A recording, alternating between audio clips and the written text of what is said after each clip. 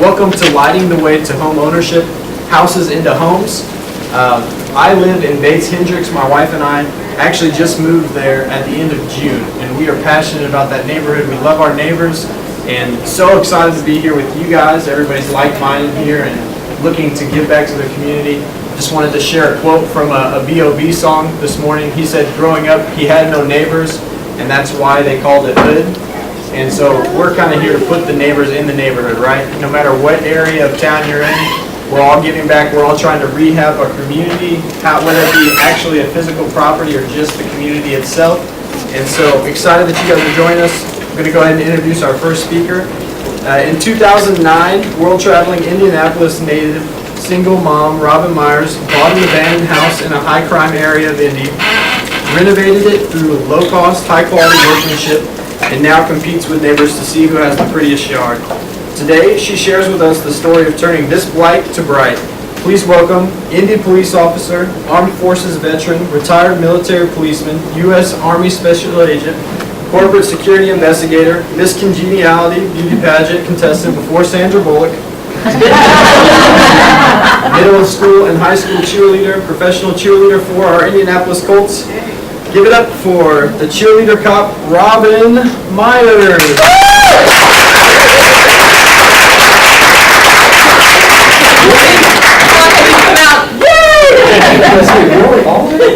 Might start some little, I don't know, seismic action or something if I start jumping around here.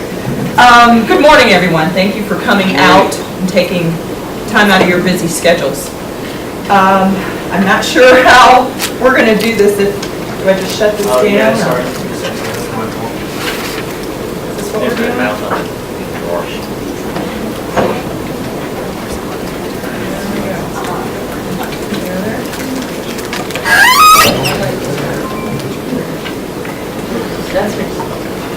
Okay, I'm just going to allow my slide to rotate. I'm not going to speak from the slides themselves. You're going to see some before and after pictures of a house that I purchased.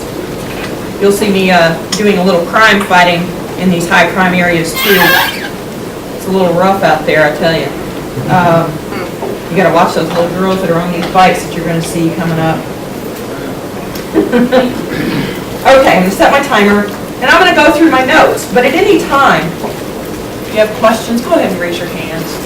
I'm going to make this as relaxed and comfortable as we can, so that I can share some of what I've done with others, because I would like everyone out here to take advantage of every opportunity available to you so that we can build some strong neighborhoods. And I'll tell you, it's not easy. Those of you who live in some rough areas, you know it's not easy, especially being a police officer. We're not allowed to police our own neighborhoods. I just want you to know that.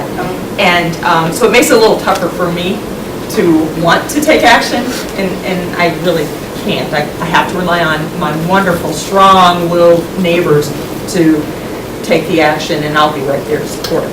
So,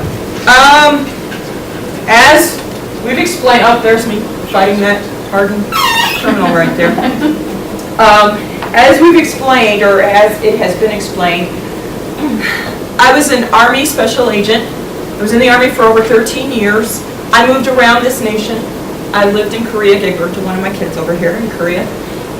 So I have had the blessing, the opportunity to live in urban areas, suburban areas, little towns, large cities, another country, and at the time it was a third world country. So we lived a bit primitive. So definitely I developed a sense of style, a sense of quality that I choose.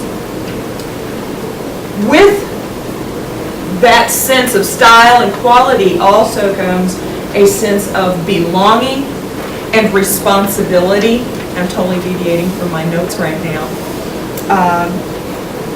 I bought a house here in Indianapolis back in the early 2000s. My sense of quality and style, let me say, I like pre-existing homes. They offer character. The new homes are kind of cookie cutter, not a lot of character to them really. I bought one of those new homes, built from ground up, neighborhood association fees and all that happy stuff back in the early 2000s. It was large, it had those great amenities that I like, the granite countertops, yada yada. It was too much for me, it was too big, I foreclosed. I went through those emotions of embarrassment because I failed. I was totally ashamed. I had to find another home. And in doing so, knowing I couldn't get a loan because of any kind, because I had foreclosed, I had to look for inexpensive ways to buy a home. I ended up finding a home that was built in the early 1920s. At the point I bought that house, it had been vacant for 13 years. It had burned out, or had been burned. So some of these before pictures that you see are samples of the condition the house was in at the time I purchased it. What you're seeing now to the right, it's actually my neighbor who came over for some milk for her coffee. And that's the condition it's in now. I bought this house through a program at the time known as Indy Land Bank. It is now referred to as Renew Indianapolis. It's still Indy Land Bank. And at the time I bought this house, it was, there was a program through Indy Land Bank where abandoned houses were offered to firefighters and police officers for a greatly discounted rate, a flat rate of $2,500. It's like, woo-hoo, I'll bring you a check. And I did. I paid cash, if you will, for this house that was burned out. And this kitchen had nothing in it. But I owned it. I had the deed, daggone it. And I got that great American dream. I'm living it. I have home ownership. Granted, not the white picket fence. And quite the American dream that you dream of when you hear that, or envision when you hear that term, American dream. So I buy this house. With buying this property from Indy Land Bank as a public servant for that flat rate of $2,500, there was a caveat. The police officer or the firefighter that bought a property was mandated to live inside that house once it is fixed up. And we're also mandated to get involved in community activities, programs. We're responsible to not only bring this property back to life, put it back on the tax rolls for the city of Indianapolis, we also had to help beautify our community and our neighborhood. I'll be honest. I moved in this neighborhood near 29th and MLK. It's one of our very high crime areas in this city. I used to patrol that area. So demographically, I'm very familiar with what this neighborhood has to offer. But I took the chance. I was reluctant. Didn't want to live in the hood. I lived abroad. I lived in suburbia. Ooh, I don't want to live in the hood. After 5 years, I got to tell you, I wouldn't move now. I've got the home I want. I love the way it is today. This is my retirement right here. It's quaint. I don't need those big 4-bedroom cookie cutter homes anymore. I just need what will make me happy and help build my community. As I would work in the yard and I'd take down the chain link fence that had the trees overgrown along the chain links, I would see people drive by. And my father, who was a police officer for 52 years, I have to throw that in there, taught me, as I work in the community, wave. Just wave to everybody. Every walk of life. Doesn't matter what color, size, just wave. The power of a wave is so incredible. I know when I was on patrol, if I'd wave at folks and I'd get a little bird flown at me, I at least knew where I stood. But most people would, it would force a smile upon them, you know, they would just smile and like, who's this weirdo, and they'd wave. I would wave to people as I would work in the yard tearing down that old chain link fence. One of my neighbors, who now I refer to as a very dear friend. She is over 50 years old, said she was born in that neighborhood, was raised in the house 2 doors down from me. She explained that she watched that neighborhood go from the neighborhood that a lot of us are familiar with, where everybody looks out for each other. And God knows, don't get in trouble. And if the neighbor caught you, you're going to get it from the neighbor, then they're going to call your dad, and I happen to grow up next to my grandparents, so I get it from my grandparents too. She went from that kind of a neighborhood where your neighbors cared about you, cared about your property, cared about your kids, to a neighborhood where no one knew anyone's name. The dumping in the lots was just out of control. The elderly that had died off and moved away, those homes had become dilapidated, neglected. That wave gave this woman, who became a bit of a recluse, she was so fearful of coming out and speaking to anyone because she didn't trust anyone anymore. That wave gave her the power to smile, wave back, and then greet me. Now we're very dear friends. And every Sunday evening, we get together and she comes over to the house and we eat dinner. At this point, she's in a bad situation, and I'm going to help her work on her house. She makes less than $14,000 a year. She has a degenerative vision condition. She's had 2 hips replaced when she was a young child, and since that time, she's had one of them replaced because one of the hips gave out on her. She doesn't have the means or the ability to do this work to fix her house up, or she's at risk of losing it. She can't get a loan. I'm going to help her out. I'm not saying this to get accolades or recognition. For that matter, I don't care if no one knew what I was doing. All I care about is this woman who lives in this property that she was raised in doesn't lose it. I almost thought she lost it at this last tax sale. It's not lost. We're going to salvage this house. From that, I hope we can get to the point where we've got some good neighbors to build great neighborhoods. Just last Wednesday, I got into a tiff, and I'm saying it nicely, with a guy that every day he comes home. Whoa, whoa, who hears that? When you're inside your house and your doors and your windows are closed, who is absolutely fed up with that? Who goes out and says something to folks? Now let me ask this, who actually doesn't say anything? It's not comfortable, is it, to address that? But you wish somebody would say something, don't you?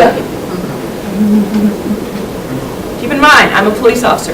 And these folks know I'm a police officer. As a matter of fact, I've been victimized simply because I'm a police officer. And had my car broken into and things stolen out of it. I'm not allowed to police my neighborhood, but I tell you what, it's who I am. If I were not a police officer, I'd still be that one saying, come on, let's be a good neighbor. Turn that down. I can't even hear my television. And those of us that have the modern TVs and their number systems on the volume, I keep mine down at 5 and 7. And so many people say, gosh, can't you hear that? Turn that up. If I can't hear my television in my living room with my windows closed, and they're new windows because I've renovated the house, the insulation is really good in the house now, I'm proud of that. But with that said, if I can still hear that mess and the foul language that comes with that deep bass, I got to speak up as a citizen. We need more citizens to speak up, and I know I'm running out of time. We need more citizens to speak up and help one another to build these strong neighborhoods. I know I got, 2 minutes left. I'm going to just tell you, in 1982, criminologists came up with a theory, the broken window theory. And this theory, it's a metaphor. If you've got a broken window in a house, look at that, and if you leave that broken window unattended to for a day, a week, as time goes on, people see that someone doesn't care about that property. So another window gets broken. And maybe all of the windows get broken, and maybe somebody actually kicks in the door. And we've seen these abandoned houses. They'll kick in the door, now they're doing their dirty deeds. Prostitution, drugs, whatever else comes along with that. It doesn't have to be a broken window per se. Again, it's a metaphor. This broken window theory can be simply an empty lot that is neglected. And if it gets overgrown with weeds and grass, it's a great hiding place for our criminals and vermin. The rats and the mice and the other little critters, they carry diseases. Now, if we clean up that window, if we repair that window within a day or a week, or we keep that grass cut on that empty lot, even if we don't own it, we as a good neighbor live next door to an empty or abandoned lot, but we cut that grass anyway, that tells people. And they watch. And they pay attention to what's going on around them. And they're going to let someone know if something is wrong. Does that make sense? So that broken window theory goes from the broken window, people's perception that no one cares about this property, and that can grow into, well, if they don't care, now we've got criminal conduct that stems from that.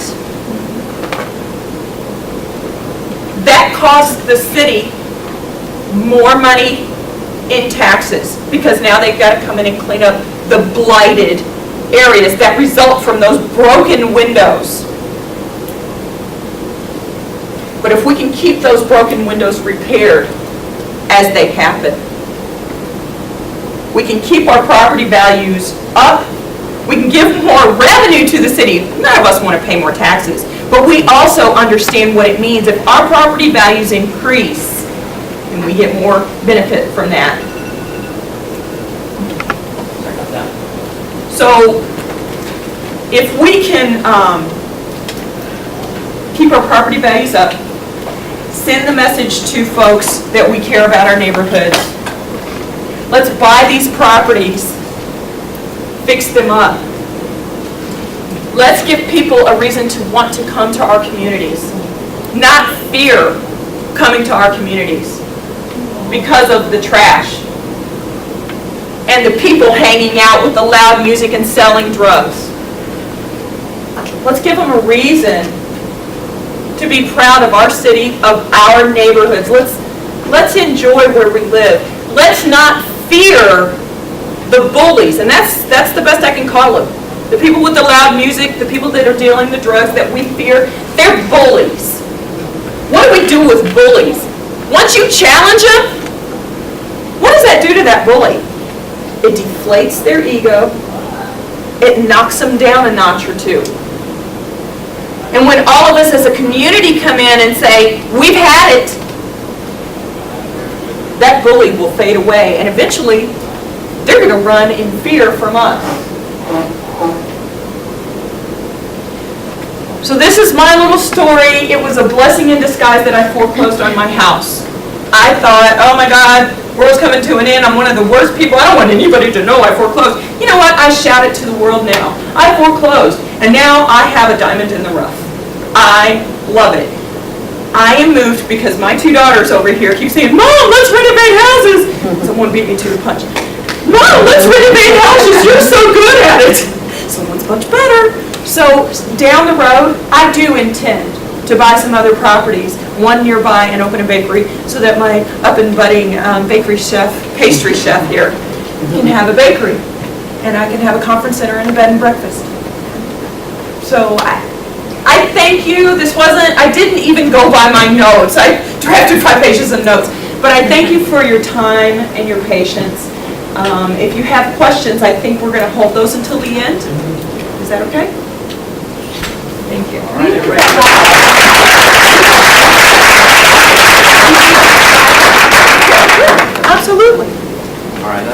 I love that quote, good neighbors make great neighborhoods, and that's really what this morning's session is all about, right? Starting at the very micro level of just one person, right? We all can make a little bit of an impact. If you want a good neighbor, and if you want to live in a great neighborhood, then you got to start off by being a good neighbor.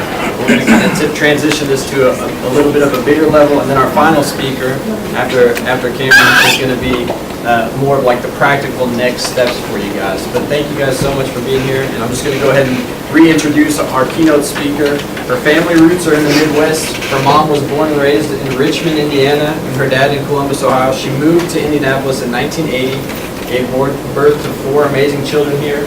Indianapolis is her home. She lives with her husband and her youngest daughter next door to her oldest daughter in North Square. Since '92, she's been an attorney. In 2008, her and her daughter Mina officially named their business Two Chicks and a Hammer. They rehabilitate homes on the near south side. They are currently in production for a television show on HGTV, and as we heard this morning, a national celebrity.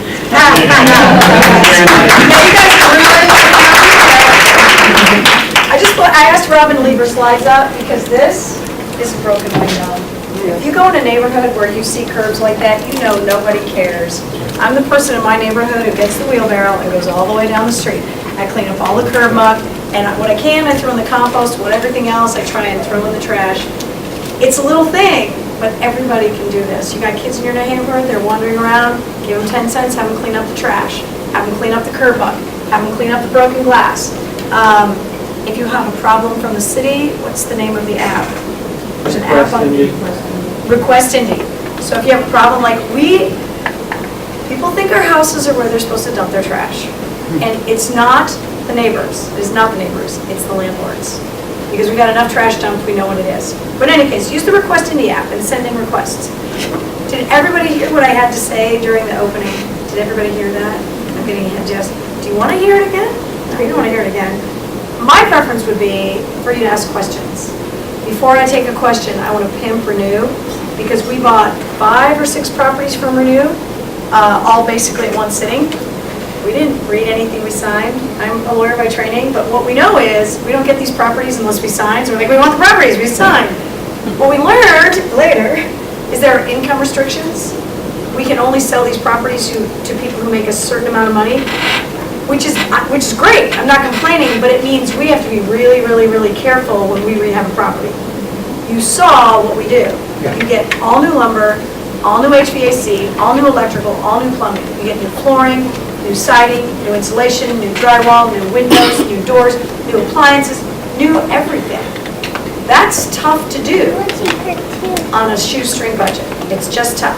So when we have income restrictions, you're not getting a granite countertop. I'm sorry, that's not happening. You're gonna get a really nice countertop, it's gonna look really good, but we're not gonna drop $5 grand on granite because you can't afford it. And I'm sorry that's the situation. But we care about having a variety of people in our neighborhoods. Everybody, I said this before, everybody brings a gift to the table. And I don't want our neighborhood to be full of one kind of person. I want doctors, and I want lawyers, and I want musicians, and I want artists, and I want young mothers, and I want elderly people, and I want people of all different races and religions and colors. I want all those ideas to all come to our neighborhoods. So I'm really happy that Renew exists because it gives us a chance to sell properties to people who otherwise wouldn't be able to afford them. Questions. Ask me questions. It's way better to ask questions. You don't hear me talk anymore. What's the average cost of one of your makeovers? When we first started, we were paying somewhere between $2,000 and $5,000 for a house, and that wasn't through Renew. We're now paying up to $50,000 to buy a wreck of a house. And that's our fault. We did that. Us and the other rehabbers. And then we typically put somewhere between $120,000 and $150,000 into a house. So our first house, we did all the work ourselves. For production, we don't have the time to do that. And as we've tried to ramp up and do more houses, we've had to hire more employees. So we will give work to people in the neighborhoods if they have any skill to do anything. We're happy to do that. I like having neighborhood people working on our houses. When we went east of state, one of our employees, John, lived right across the street. He kept an eye on the house, which was awesome. So it costs us somewhere between $150,000 and $170,000 to do one of our houses. That's just what it costs, yes. Is most of your focus going to be in that same area, or you going to go to the other side of the town? I would like to stay in the near southeast side until every single house has someone living in it that loves it, and then we will move. There are some other areas in Indianapolis that I'm interested in, but we're not ready to branch out yet because we're not done where we are. What are the other areas of town you're interested in? That's a secret. Gotta ask the right questions. I think one of the reasons we were successful in Fountain Square, and what you need to know about our business model is we have to make money. Like, that's the thing, because I eat, I go to the grocery, they want money from me. I turn on my lights, IPL wants money from me. That's true. But between my daughter and I, our profit on our houses that we share, and you gotta remember, we did 2 to 4 houses a year for a really long time, is somewhere between $10,000 and $30,000. So if we did 2 houses in a year, and we made the minimum profit, we made $20,000, and we split that. That's where we both had other jobs for most of the time we've been doing this. Because we have to make money, or we can't keep doing it. We have to. But we're not gonna get rich doing what we're doing. We're not. It's not gonna happen. And that's okay with me. I never wanted to be rich. I didn't want to be famous either. I don't know how that happened. What was the question? What other neighborhoods you're interested in? So, but I think part of the reason we were successful in Fountain Square is we found that neighborhood at the right time. And there was a large inventory of very decrepit houses that we were able to buy at reasonable prices. And now that that's happened for the last, 7 or 8 years, there's a lot of development in Fountain Square, and we're actually kind of priced out of the neighborhood. So I don't want to tell people the next neighborhood I'm going to, because I want to buy all the really decrepit houses, and then I want to fix them up, and then people can move in. And the way we found Fountain Square is I drove around the city. I went to lots of different neighborhoods, and I just got to know the neighborhoods. And I looked at a lot of different houses, and I looked at prices, and you all can do that. You can find a neighborhood where there's 2 or 3 people on a block who love their homes, and you can tell. Buy the decrepit houses on that block. You won't be sorry. You just won't. And that's all we did. It's not that complicated. Yes. Yeah, I'm like you and Robin. I'm mad because I didn't listen to Robin in the first place. I know we bought our houses about the same time. She did what she's supposed to do. I didn't listen to her, and so I'm reaping the consequences of not having done everything. So I had to get under my house, fix the joists myself because of it. How do you find the people? Because I'm still reaping the some consequences. Like the whole contractors? Yes, like the electricity in one whole side went out that should have been done at the beginning. How do you find reputable people to deal with that? That's the hardest thing about doing what we do. I've educated myself a lot, so there are a lot of things I can't do. Well, not can't, but won't. I am not climbing on a roof. I'm too old for those shenanigans. If I fall off that roof, something's breaking. It's going to be bad. But I know what a good roof looks like. I know how a roofer works. So the way we find them is trial and error. We ask a lot of friends, hey, did you have this person? Did they do a good job? And we now have a crew that, and this has taken a long time. We've gone through a lot of employees. And you just keep trying, keep trying. One of the tricks is, we don't give you all your money up front. Like if you need money for supplies, you're gonna get your money for supplies. But if you want all your money up front, you're not my employee. Because you're going to walk away and I'm never gonna see you again. That's one. But the gentleman behind you. Yeah, I was just going to kind of, first of all, give you kudos on doing something positive in Indianapolis. I was one of the original followers on 2 Chicks and a Hammer with Facebook, 5, 6, 7, whatever years ago it was. But just to say that doing something positive and paying it forward, I'm extremely happy to be able to have sat in your first meeting over there and heard you speak and see some of the before and afters. And I can tell you just from experience that anybody that picks up a pickup truck and a hammer tries to be a contractor in Indiana. Okay? Let's be real, all right?